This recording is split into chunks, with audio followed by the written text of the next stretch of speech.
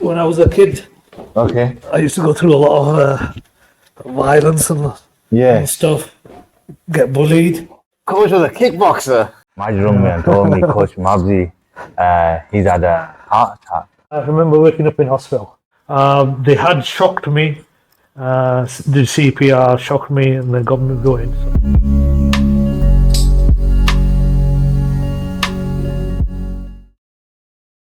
Coach Mabsy, third degree black belt, head instructor at Game Fight UK. How many schools are in Game Fight UK now? Close by to us, we've got Bradford, Yeah.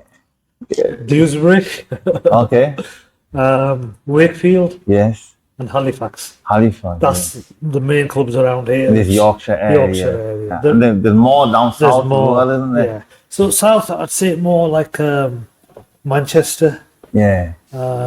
Warrington, in Wales. Wow. And there's two in Wales.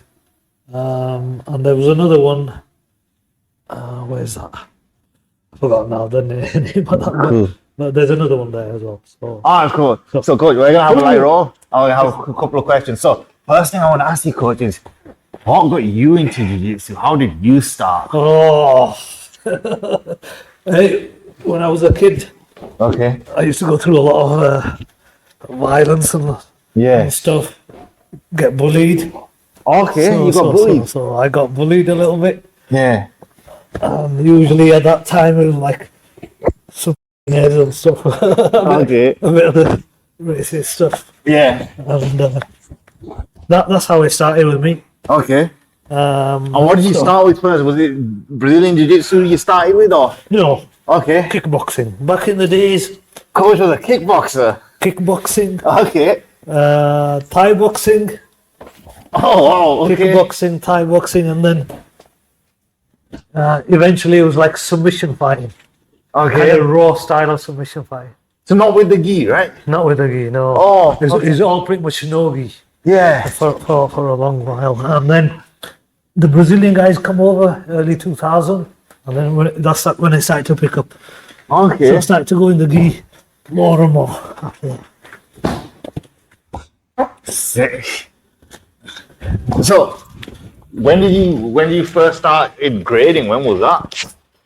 Grading, I actually started on that white belt about 3-4 times. 3-4 times. Yeah. Go on, tell us that story. How come you Originally, I did Japanese jiu-jitsu.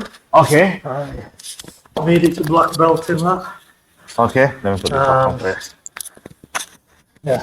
Okay, started in Japanese Jiu-Jitsu, made it to black belt. Black belt. Then I did a submission fighting style, Okay. and I wasn't happy with any of them. Okay. Eventually, I went into the Brazilian jiu-jitsu. I started on the white belt. Who did you start Brazilian Jiu-Jitsu with?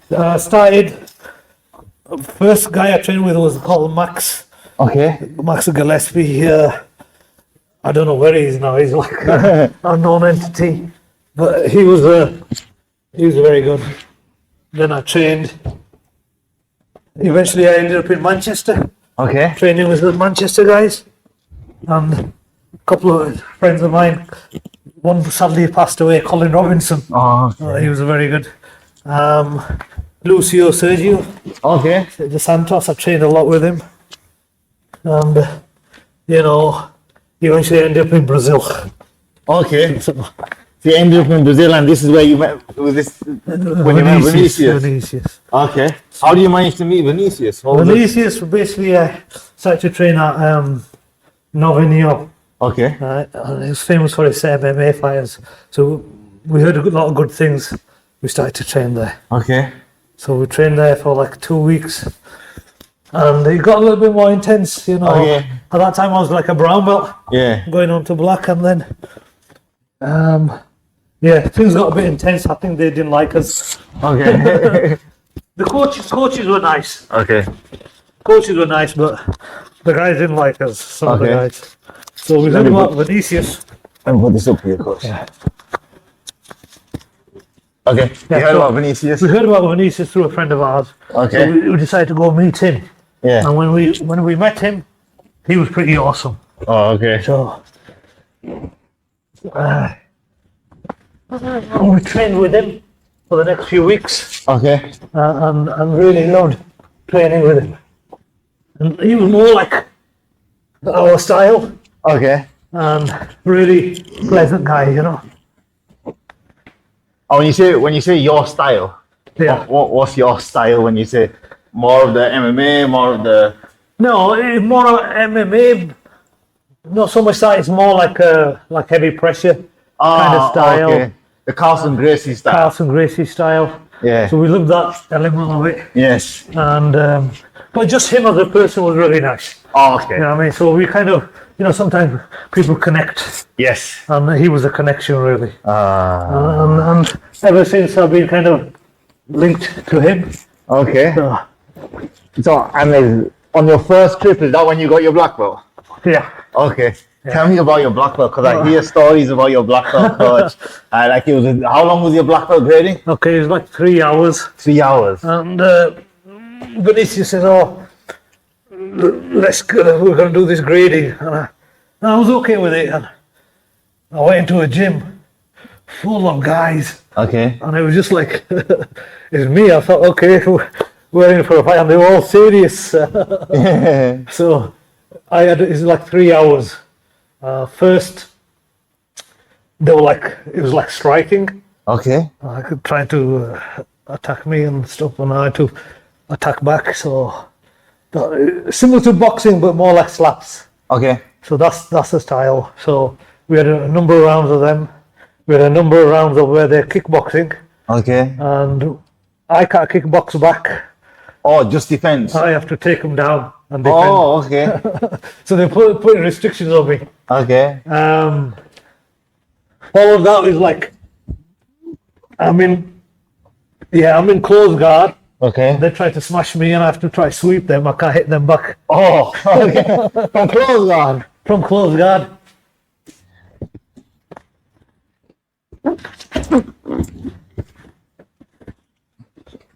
Yeah, and then eventually ended up rolling with some of the guys. Okay. I think it was like 10 black belts. And I had to roll like 3 minutes with each of the black belts.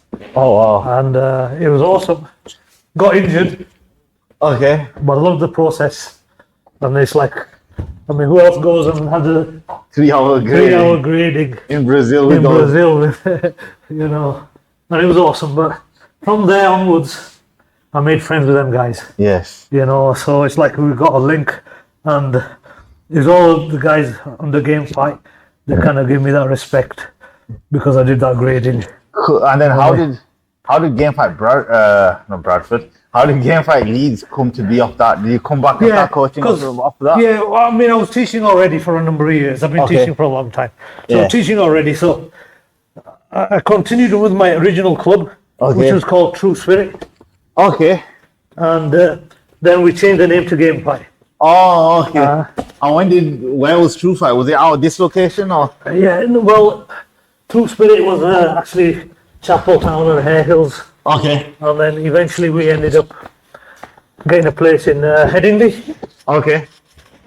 And even that place in Headingley, it wasn't quite right for us until we come to this building here. Okay. So we've been here for the last like 9 years. Yeah, it's been a while here, hasn't it? 9-10 years. It's been brilliant. So it's perfect. And since then, you know, it's kind of taken off. Everybody loves it. Loves the attitude, Love the environment, right? environment, the way the guys are. Yeah. You know, it's not all about, you know, winning. It's helping, but helping people too. So So, tell me about Game Fight Bradford. What happened there? How did that start? I got one of the guys. He used to train with me, do PTs with me, Okay. and he was interested in Was that Ifty? 50. Yeah, Majid's brother, His right? brother Ifty, he says, Yeah.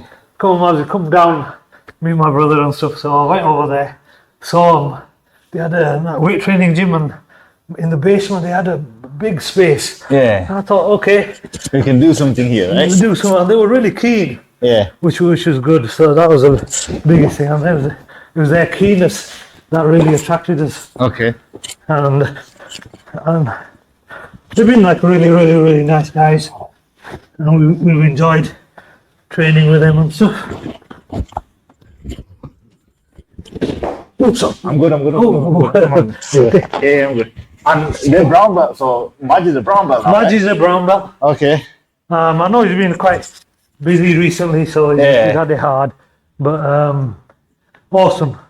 Yeah. And now since you come into the side, the guys are taking off. The guys are doing really taking well. off, which has been fantastic. So, whilst you've been here, how many students do you think you've been through the doors here? I've lost count. Lost count. Lost count. So many over the years. Yeah. So many. In fact, so many guys that come in here as white belts are like black belts, teaching here, there, and everywhere. Yeah. So there's some guys in Poland, there's a guy in Saudi Arabia, guys all over. We've got guys in Italy, some guy in Spain. Yeah. So it's just been awesome.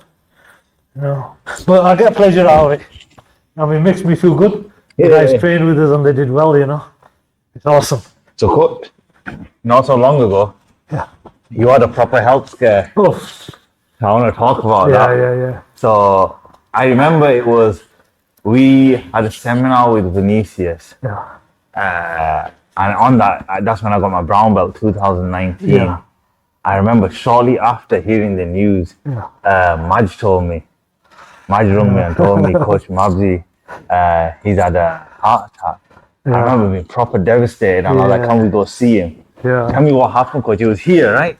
Okay, what happened was, you know, I was getting heavily into these IBJJ tournaments, and You'd competed, right? I was starting to compete more and more. Yeah. I was really enjoying myself. I did this tournament in Wales, and I won it and come back, and I was feeling kind of good.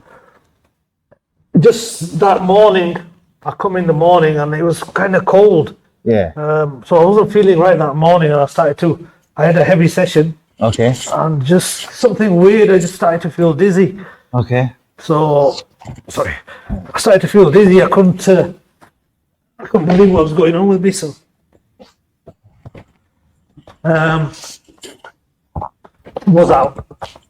was completely out. Okay. And that's the last thing you remember? And that's the last thing I remember. And I remember waking up in hospital. Okay. And it felt like as if somebody had beaten me up with a... So what time was this? This was in the morning, This was at 8 o'clock in the morning. Okay, so you'd come for like a 6 a.m. session or something? Yes, 7 o'clock session. Okay. I trained with the guys. Yeah. I rolled with the guys, and I did really well and feeling kind of okay. Strong and But then, you know, just kind of felt dizzy and went out. Okay. So there was no chest pain or nothing. Nothing like that? Nothing just like that, out. yeah. Okay. Just went out, woke up in hospital. Just like, I woke up like this, so I think, what's going on? And there's a doctor, he's going like this. And I thought, okay. Straight away, you know, the way my reactions are, like, somebody's hit me. I'm like, am I in a fight? Okay. Defense mode straight away. Yeah. So the guy says, oh, you're a very lucky guy. Okay. Welcome back. And I thought, okay. What's happened here? And he says, oh, well, you know, you had a heart attack and then you had a cardiac arrest. Oh my God, I thought, oh, what's going on here? So at that time, I didn't really feel too much. The adrenaline was really high. And so they treated me for it. Had they, by that point, when you woke up, Yeah. had they already operated on you? No. Not yet? No, at that time when I woke up, they had shocked me. The CPR shocked me and they got me going. So Okay. I come back around, but then they wanted to see what was wrong with me. Okay. So originally they thought it was like a blood clot on the lungs, Okay. which it wasn't, and it was like one of my arteries was a problem. So Okay. they managed to sort that out. But I'd say the biggest issue was the after effects of it. Okay. The side effects of that, because there was a lot of anxiety, a lot of like even experienced panic attacks, which I've never Never had experienced before. which was really something. And I felt kind of a depression kind of thing going on. Oh. So it's like, you know, when you're training all your life, Yeah. you train every day, Yeah. and then all of a sudden, your Your, life, your confidence in your body, and now like you're doubting your yourself. life is like on the line. So, but biggest thing is having faith. And that got you through it, right? Faith in Almighty. MashaAllah. So that was the biggest thing. So then that, because I remember you had just started competing. So I remember you went to London to do IBJF there. You went over to Europe. You did IBJF there, and I'm like, coach is on. He's back on it. And then, even though you were training so much, you still had some underlying issue, right? Yeah, it's just something that I didn't know about. There was an issue because, the artery obviously, it wasn't fully blocked, but it was like 80% blocked or something on the artery. So I think it's to do with the cholesterol. Okay. To do the you think hereditary, I reckon. Oh, okay. I reckon so. I was going to ask, do you think it was to do with food or something like that? I used to eat fairly clean. Because you were competing, right? Competing, I kept my diet right. It wasn't so much that I'd say it's, because my father had problems. Oh, okay. So I'd say probably hereditary. Okay. If anything, so. Okay. That's an amazing story, coach. But like, I remember rolling with you afterwards, and I remember this. So I'm like, coach is like, he's just come back from he's just come back from operation. It's a little while afterwards, right? Yeah. And I remember I went, let's go. And we were standing, and you picked up on the inside single leg and slammed me to the mat. And I thought, that's going easy, coach. I was just like, coach, what? And then you proceeded to absolutely ball me for the next 5 minutes. So even afterwards, after you had it, after a while, you started finding your groove again, right? Started to train. I had to train because it's something that's in my system, in my blood, my heart and my soul. I have to continue. I can't just stop. You just can't stop training. I just can't stop. So after that, so you've managed to recover. You managed to get to a level of fitness again. Yeah. Right. Then the foot thing happened, right? Oh, you know what? I was doing a lot of jogging. Yeah. I thought the jogging really helped me as well. So okay. The jogging, I hadn't jogged for years, so I started to jog. Yeah. I was trying to do like 5K, 10K. All that was going good. Up my training in here. My jiu-jitsu was coming up as if I want to compete again. Okay. You get into that level, right? So I registered for 2 tournaments. Two tournaments, but I couldn't compete in any of them. Oh, no, okay. Unfortunately, so ended up, my foot hit a metal bar. Okay. And I shrugged it off like I would normally do. Yeah. But I started to feel unwell real fast. Unwell as in just physically, or your foot unwell? Yeah, foot was like intense in pain. Okay. But not only that, it's just like I started to feel unwell. Okay. Shivering. Oh, okay. So full body, really unwell, really unwell. Ended up talking to the doctors. Ended up in hospital. Okay. So then eventually I got treated for it, but I lost some skin on my foot. Okay. And so you went into A&E, didn't you? A&E. Yeah.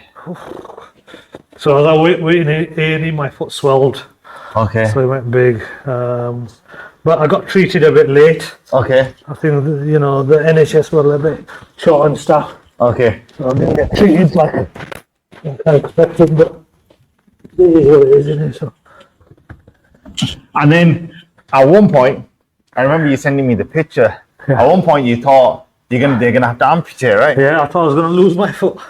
Oh, what was that like when the doctor came in and told you that? Frightening. But again, you have to have faith. Okay. Deep down inside, you got to believe in yourself. You got to believe this is a test, you're and gonna be the best okay. is gonna happen. And right? whatever happens, at the end of the day, it's what's written for me. Okay. So. And then they managed to save your foot. And they did a skin graft. Skin graft, took skin off my leg. Okay. It's quite extensive. That's why I'm wearing wrestling boots. Okay, which is like. There's some level of protection, right? Some protection. So, but I've started to roll again. Okay. So I'm rolling. In my mind, in my heart, I believe I'm going to be okay rolling again. You just got to believe. Your movement certainly got it, coach. You just got to believe in yourself. So, coach, I asked this on all my podcasts. Yeah. If there was a new white belt and you had to give him some advice, what would your advice be to this new white belt? So, guy just walked in, just put on a gi, and he's a brand new white belt. What do you say to this guy? Yeah.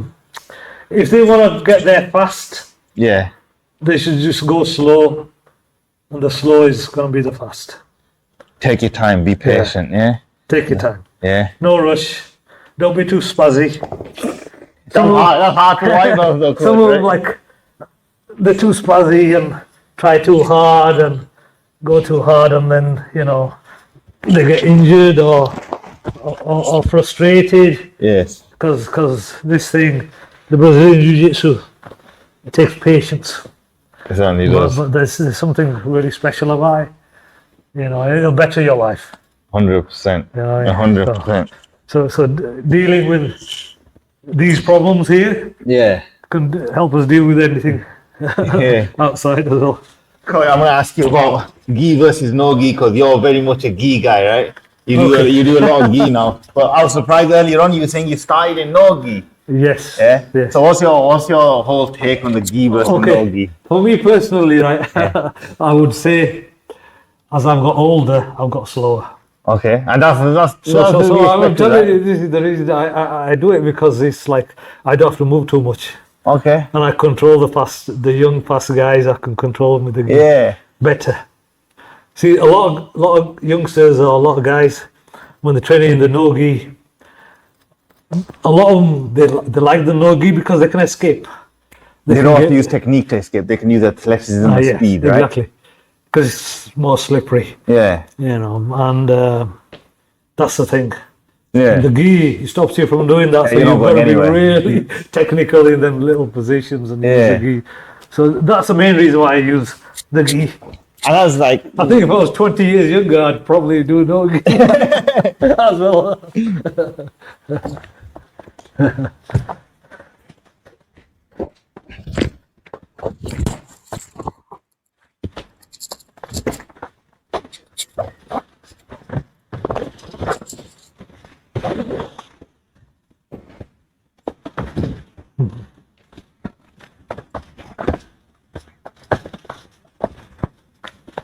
so do you see yourself competing anytime, Coach? Inshallah. Inshallah. You still got that desire to go out and do a little bit, eh? In my mind, I feel as if I still need to compete. Yeah? Yeah. Need to or want to? Need to, want to. Okay. Yeah, because I'm building myself up. I'm going to try building myself up again. And if I'm right, I will compete. This sounds like an internal thing, something like you need to do for yourself, right? Yeah. Because there's nothing like you built an empire in this. It's like game fight. You have like all them game fights which you named earlier. Like most of like they look up to you and you're the role model. You're the guy. Like me personally, whenever I need some help, I'm on the phone to you, right? Yeah. Coach, what do you think about this situation? What do you think about this situation? Right, so for us, I don't feel like you need to prove anything. No, it's just for myself as well. Yeah. And I've always been one of them kind of guys that, like, you're doing it yourself at the moment, is that you're representing the guys and they see you competing and everybody wants to do it as well. Yeah. You're like a leader, so people look up to you and this is the best thing, and plus, when I'm training after going through what I've gone through, look at the guys that had heart problems. Okay, there's a possibility of you guys coming back. Giving them that way. This is not. There's a way. Don't give up. Don't give up. Don't give up. If possible, just continue. You're still an athlete at the end of the day. Even if you had heart problems and you've been treated, you're still an athlete at the end of the day. Yeah. So you can still come back. Yeah. You might be on some medication here and there, but it's like, And you have your up there and down days. I remember ringing you sometimes, Coach, and you can tell Coach is a little bit down today. sometimes. So you have some up there and you have some down days. Just like everybody else. Just like everyone else. Sometimes, and the therapy used to come in here and train, and I get mega high on it. And do you feel there's some sort of therapy to come in and train? Beautiful. Yeah. When I train, I'm like real nice. I'm settled, and anybody can say anything to me, I'm like laughing off. Yeah. So, but generally, I think it's over the years, it's put a lot of control in me. Okay. You know, the martial arts in general. Were you a bit of a crazy young guy? I think I was a little, Okay. you know, at one point in my really early 20s, you know. But it settled me down real nice, calm. Don't want to make any silly decisions. Don't want to be unjust to anybody or do any harm to anybody. So if I can help somebody, this is what we want to do. That's You know, amazing. so. Amazing.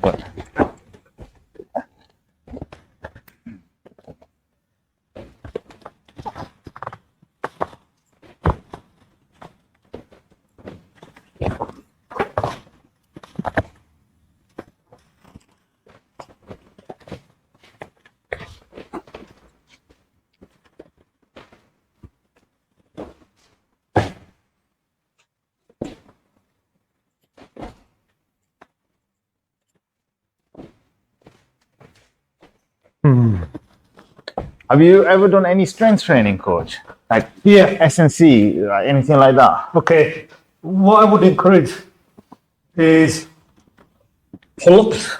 Okay. I always do pull-ups, sit-ups, press-ups. Like bodyweight exercises. bodyweight exercise mostly. And recently, dips. And recently I've been trying to do something with a PT. Okay, so you got a PT as well? Yeah, I had a PT. I haven't been training with him recently, but we're pulling these trolleys and okay, the sledges and stuff like that, yeah.